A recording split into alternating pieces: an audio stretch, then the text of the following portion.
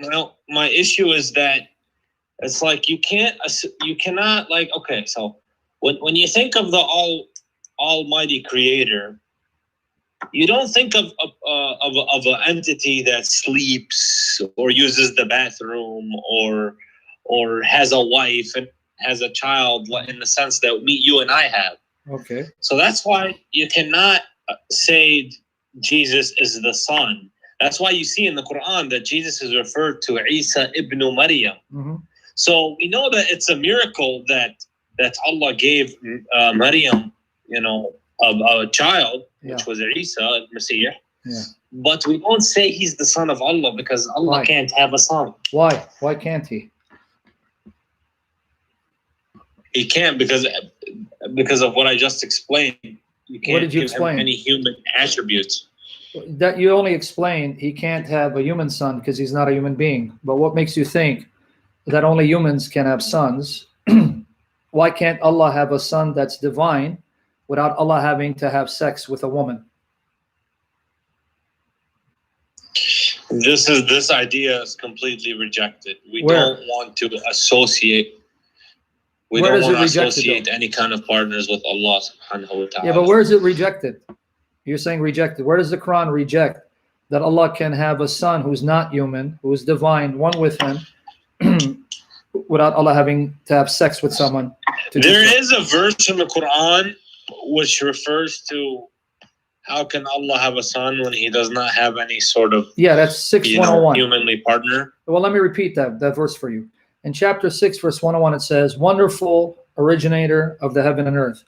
How can he have a son seeing he has no consort?" Okay, you accept that logic? Yeah, he has no consort is like a partner, someone that we have. Yeah. But you accept that logic? I just want to make sure you accept that logic. Allah cannot do stuff. I mean, Allah doesn't do stuff like you can't even put him on that.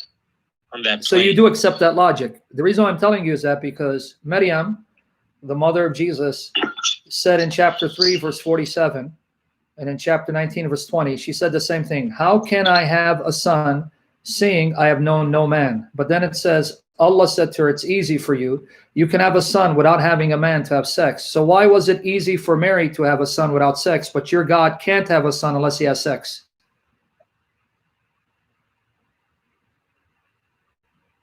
That's chapter 3, verse 47 of the Quran, and chapter 19, verse 20. So how come Mary can have a son without having sex, but your God can't have a son unless he has sex? These kind of questions that you're asking are kind of outside the realm of what's in our scriptures. But Mary answered the way Allah answered. This question that you're asking is not something that we can answer based off what we know from our scriptures and our scholars and stuff like that. Okay. So what I'm saying to you is that this is what our scholars have said, is that Allah cannot have a Which scholars son. are you appealing to? Because not all Muslims are Sunni. You have your Shia scholars and so on. So when you say scholars? If you these verses in the Quran that you're quoting, people such as Ibn Kathir or Ibn Abbas, when they comment on those ayat, they will say that Allah can't have a son. Okay, and I keep telling these Muslim scholars, the present, because they're dead in the past, I can't ask them why. Why can't he? I don't understand it. Just to say he can't doesn't tell me why he cannot. Because if the objection, because you mentioned chapter 6. So I can ask you something about Christianity, sure, which no scholar has ever said, okay, or has ever. So I can ask you a question. How can Jesus, come up from the dead? How can he do that? I can ask you that. Because God is life. You can tell me what you believe. No, it is. God is life. Well, you don't have any kind of, huh? That's not equivalent, because God is life, and he has power over death. Death is something that's in the hands of God. But that actually makes my point. If God has power over death, where he can bring life out of death, why then are you saying he doesn't have power to have a son without having sex in order to have a son? So you see, it says like having a son is sort of it's a humanly trait, and because No. we don't like to associate our creator with having anything humanly. Yeah, to be honest with you, the Quran denies that having a son is simply a human trait. The Quran actually acknowledges there are things that are said to be the mother of something or the offspring of something that are not human. For example, you should know this from your Quran. In chapter 43, verse 4 of the Quran, it says the Quran is in Kitab, Kitab, the mother of the book. And then if you go, that is with Allah. It says, if you go, don't take my word for it, open your Quran, because you can read the Arabic, chapter 43 of the Quran, verse 4, it says, this Quran is in Kitab, Kitab, the mother of the book, that is with us. And then in chapter 13, verse 39, chapter 13, verse 39, it says Allah. 13:39? Yes, your mic blew my ears. There it says Allah can confirm or blot out whatever he so wishes, because with him is Kitab, the mother of the book. It says that in both those verses. You can read Arabic and confirm. So if you're saying having a son is a human trait, how then can there be the mother of the book with Allah if having children is a human trait? Being a mother is a human trait. Being a father is a human trait. Okay, so the mother of the book verse, can you repeat that verse again? I need to read it. Okay, do you have your Quran with you so I can tell you where to go? Yeah, I got my okay, computer. Go to chapter 13, verse 39 first. Chapter 13, verse 39. That's the first one. See, so if you go to Matthew 5:17, you would see that we can talk about Matthew 5. What does that got to do with you would be required to follow the law of the Old Testament. You sure about that? The thing is, wait, why are you changing subject, Jihad? What happened? Go back to the mother of the thing. We'll go to Matthew 5 because that's not going to help you. Go to. We're going to come to 13:39, but I was going to make my point. Okay. You come to a lot of things in Islam, which is outside the scope of what our scholars have mentioned. And the thing is, in Christianity, you don't have really any scholars that mention anything. You guys just say what it is that you believe. I'm going to name you changed some over time. All right. Well, I'm going to name some church fathers. To the Catholic Church. But Jihad, now we can you're go talking back over to me. 13:39. Yeah, but before you go, hold on, calm down, buddy. You're bringing too many issues. I'm going to tell you that's not true because historically we've had theologians and scholars and martyrs who died as martyrs for Jesus. Have you heard of Ignatius? Do you know Ignatius? No. Clement of Rome? Have you heard of Clement of Rome? No. Polycarp? I've heard of John of Damascus. Okay, that's after your prophet. Polycarp? No, I don't know that about so then, this stuff. Just like you don't like me to represent Islam or your scholars, don't talk about Christianity if you haven't studied. We have scholars whose writings are still with us, written in their language that we translate English, like Ibn Kathir wrote in Arabic. We have Irenaeus who wrote in Greek, in English. We have what Ignatius wrote in Greek, translated in English. So let's keep the scholars aside. Let's just go to the Bible and the Quran, because I don't think you want to get into a discussion of your scholars, my scholars. Let's stick with something that's right in front of you, the Quran. In chapter 13, verse 39. What does it say? Yeah, al-Kitab. What does it say? It says al-Kitab. So the al-Kitab, the mother of the book, is with Allah, right?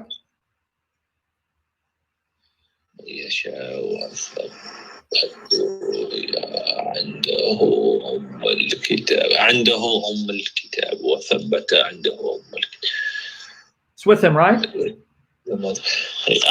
Yeah, that's what it says. Okay, now go to another one. Chapter 43, verses 3 and 4 of the Quran. Chapter 43, verses 3 and 4 of the Quran. Chapter 43. 43. And then read 3 and 4. The Quran is in what? The Quran is in what? It's in something. Tell me what is in. Excuse me. Indeed, we have made it an Arabic Quran that you might understand. Keep reading to 4. Don't stop. قرآن عربية تعلمون. Yeah, so it's in Arabic. Keep going. And indeed, it is in the mother of the book, with us, exalted and full of wisdom. So the Quran, it lives where? Where does it live? It's inside what?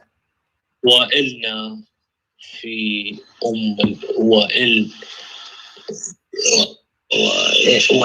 فِي الْكِتَابِ.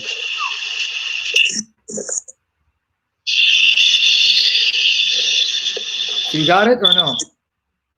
Yeah, and indeed it is, and the mother of the book. With So us, it's in the mother of the book, right? The Quran is in the mother of the book, right? What are you driving at? Okay, here? well, if you be patient, I'll get there, man. Just be patient, dude. So the Quran, you read it in Arabic, is in the mother of the book, right? So it comes out of the mother of the book, right?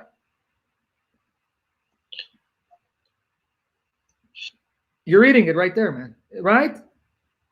وَإِنَّ فِي الْكِتَابِ. Fi, that's in. Fi. In. So it's in. Fi, but it doesn't say the Quran is. Yes, it is. Just what's before it? This is the Arabic Quran. Okay, what's the inna fi? What is it referring to in verse 3, buddy? Come on, man. The Arabic Quran. It is in. Okay. All right. So, do you agree with me? Let's go back. There's a mother of the book with Allah. And the Quran comes from that mother book. And that Quran comes from the book, right? The mother of the book. So so Allah revealed the Quran. He made it perfectly clear. So it's with him, but he gave it to us. No, it didn't say with him. No. See, you mistranslated the verse in my presence. It didn't say it's with him. It says the mother of the book is with him, and the Quran is in that mother. It didn't say the Quran is with him. It said the mother of the book is with him, and the Quran is in that mother. It came out of that mother of the book. Did you read the verse? Yeah, exactly. Good. So here we go. Oh, good. So you said exactly right? Jihad, you said exactly. So the mother would have been the original Torah. No, we're not talking about. Don't change the subject, dude. Talk about the mother of the book. When they change the scriptures, the Jews and the Christians. How can the Quran have a mother, Jihad? So you're changing the topic because you're scared. It's okay. I know you're scared. How can the Quran have a mother who's the daddy, Jihad? Don't tell me I'm scared. Okay, then answer the question. Who? If the Quran has a mommy, who's the daddy? Mommy is there. Where's daddy? Look, man, you're really coming to the points now that have no significance. You're telling me who is the mother of the book. From first sight, the way I see it, and you didn't even give me an opportunity to read the tafsir here. But we got to go to tafsir. This is kind of referring to the Quran sort of being the confirmation of what was revealed before. So wait, you're telling me you can't understand the plain Arabic Quran, you have to go tafsir. But so whole point is, in heaven with Allah, there's the mother of the book. If there's a mother with Allah, it's the mother of the book, then how can the mother have offspring if it doesn't have a consort? If it's the mommy, there has to be a daddy. Otherwise, there's no mommy without daddy, right? So this is a linguistic issue. Linguistic issue. So in Arabic, when you say al-Kitab, it's not a literal mother. It's like in the Arabic language, they say like if I say this is, Abu, he's, I say Abu Asmar, like, this guy is, he's really brown. He's Abu this. So we don't like, it's not like a literal. Okay. So you're saying you can have. This is a linguistic issue. All right, linguistic. And I think you know a little bit. Hold Arabic, on. Well, let's come back to it. So you would be able to know these linguistic nuances. Okay, well, let's come back to it. You just proved my point. The mother of something, the father of something, or the son of something doesn't have to be physical, sexual. So you just admit my point. So why can't God have a son without it being sexual and physical? See, that's the point I'm making, and you're seeing the point when it comes to the mother of the book.